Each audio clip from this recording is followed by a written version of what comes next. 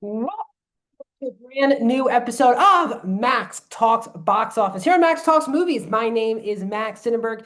Today I'm breaking down the box office, the first full box office weekend in the month of February, which was the 6th to the 8th, 2026. We're also going to break down the movies that are hitting theaters this weekend and all the videos that are going to be hitting my channel this week. So my name is Max Sinnenberg. Welcome back, everyone, to Max Talks Movies. If you guys are new, please hit that subscribe button, guys. Ring that bell so notified when my videos drop, because this week I am going to be crazy busy putting out videos. I do movie reviews, TV show reviews, out-of-theater reactions, movie franchise rankings, as well as award show videos. And every Monday, you can see this box office breakdown. So please subscribe, ring the bell, comment down below. What are your guys' thoughts on the box office this weekend? Do you think there could be a movie out there that does well during Super Bowl weekend, or do you think this is a weekend where people really should be avoiding putting out some major releases? What are you guys going to see this upcoming weekend? What did you see this past weekend? And also, guys, please hit that thumbs up button. So let's get into this past weekend's box office domestic, which I said was the 6th to the 8th,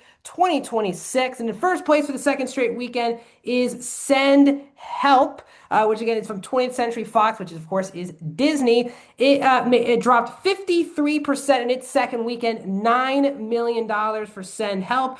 It's up to 34.8 domestic. So as I said, you can tell by what I was alluding to, this is pretty much a dead period for major movie releases. No major movie studio had a new movie come out this weekend in like a big IP. The biggest, honestly, from a new release perspective was Strangers Chapter 2 from Lionsgate. And what I mean by that is a major studio. That's from Lionsgate. That didn't even hit the top five this past weekend. I'll get to that in a second. But Send Help, I think 53% drop with how dead of a weekend this is for movies. I think it's a pretty solid drop for this movie. For how much people seem to like this movie, both critics and audience-wise. Again, I'm on movie Twitter every single day. It just seems like no one is talking about this movie, which is really funny because I haven't seen like at least people in my circle, especially people who I trust in the film critic space, crap on the movie at all. And I like this is a weird movie where it's number one. It's number one by a good amount for the second straight weekend, and it feels like no one is talking about this movie. Could it be doing better? Sure. But again, I think this weekend it could be really hip because there's so many new releases hitting this weekend, which I'll get into also down the line. The biggest new release, though, that got into the top five is at number two, and that is Solo Miu. Hopefully, Mayo. I don't Mayo. I'll just say that Solo Mayo. Hope I'm saying that right. This is the new movie from Angel Studios that opened to $7 million.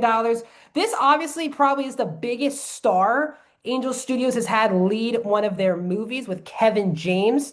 7 million, good opening. Again, Angel Studios clearly has its fans. The same people, these movies open around the same amount. Their animated stuff that usually comes out for holidays does very well, like David, for example. But some of their other movies that are not holiday based or not, released on a holiday like Easter or Christmas or anything like that, they gotta do around this like 2 to 7, $8 million range. So seven is a very strong opening. I think it's good for Kevin James. He even helped promote the movie during the Super Bowl. I don't know if you guys were watching. He was like in the crowd by himself selling like the movie.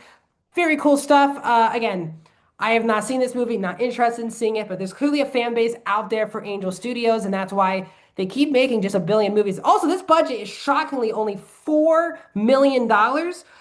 So this movie needs to make around like 9 million-ish to just break even. So another moneymaker for Angel Studios. Iron Lung is still in the top five in its second weekend, only dropping 63%, 6.7 million, 31 million domestic. Again, Iron Lung usually say, Max, 63% drop isn't a good drop. Usually it's not, but the money at this point that Iron Lung is making is all cherry on top for Markiplier. Again, if you're new to the Box Office Breakdown show, Iron Lung is a movie that was edited, directed, written, starring Markiplier, who also self-distributed the movie.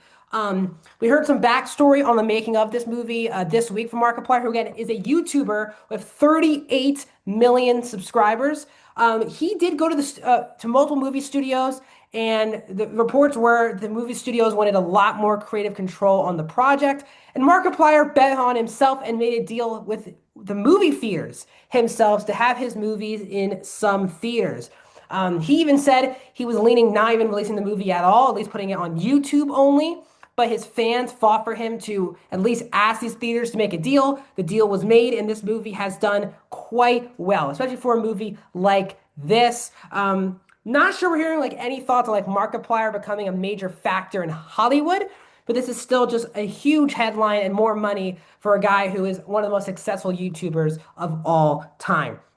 At number four this weekend is a concert movie, Stray Kids, The Dominate Experience. Now, I am someone who is not familiar with this group whatsoever, but doing research for this video, they are obviously a K-pop group. That this is a concert movie from their concert at SoFi Stadium in Los Angeles. It's a mixture of the concert itself, but there's also behind the scenes footage and interviews and things of that nature. So it's more than just watching the concert for 2.5 hours. But again, K-pop is becoming a major thing. Again, Japanese Korean culture is becoming huge here in the States. It pertains to anime and as well as K-pop itself. Obviously, K-pop Demon Hunters is a huge success.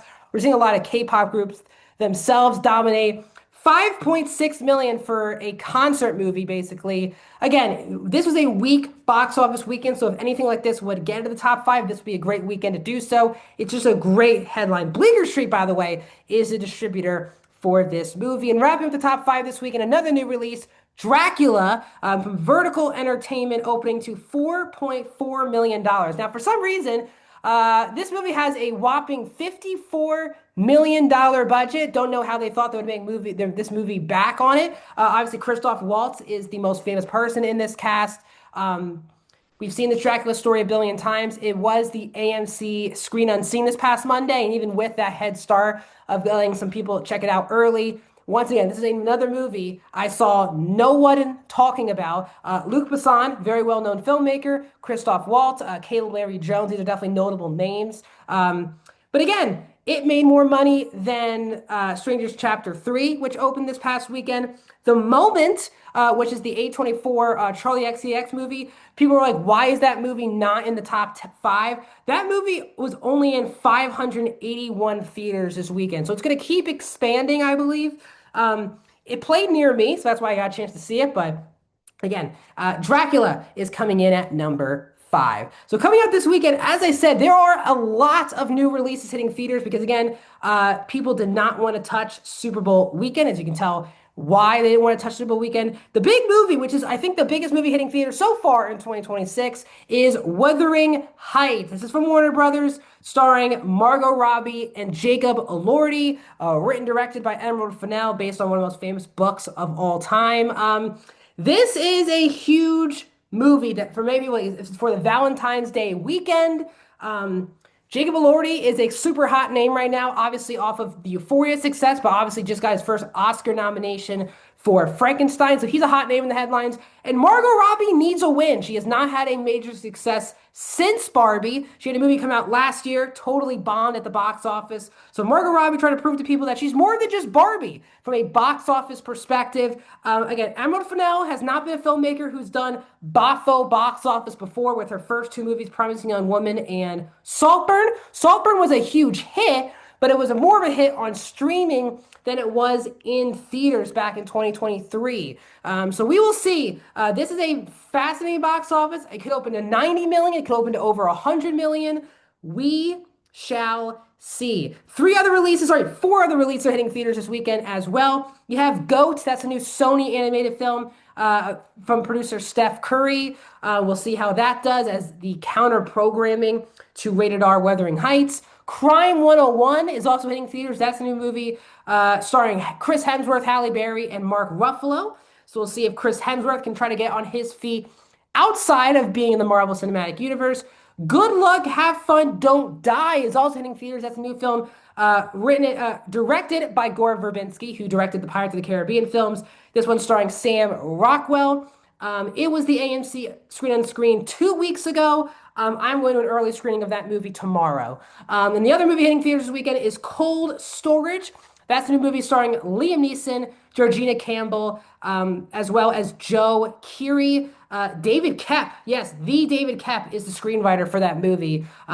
That's also hitting theaters this weekend. So I will have tons of videos hitting the channel this week. So tomorrow, you're going to get my at a theater reaction for that new Gore Verbinski movie. I'm going to an early Dolby screening for that film. So at a theater reaction for that movie will be on tomorrow. Wednesday, you'll get my full review for the movie. Thursday, at a theater reaction and review will be up for Wuthering Heights. Friday, at a theater reaction and review will either be up for both, for either GOAT or Crime 101. Still debating which one I'm going to see on Friday. Whatever that case is, whatever I don't see on that Friday, I will go see the following week. I'm also lined up for a Screen Unseen as well next week. So if I go to that, we'll have another At a Theater reaction review on Monday. And then back here for another box office breakdown show. Thanks for joining me. I'll see you guys in another video. Please subscribe, ring the bell, like this video, and I'll see you guys soon.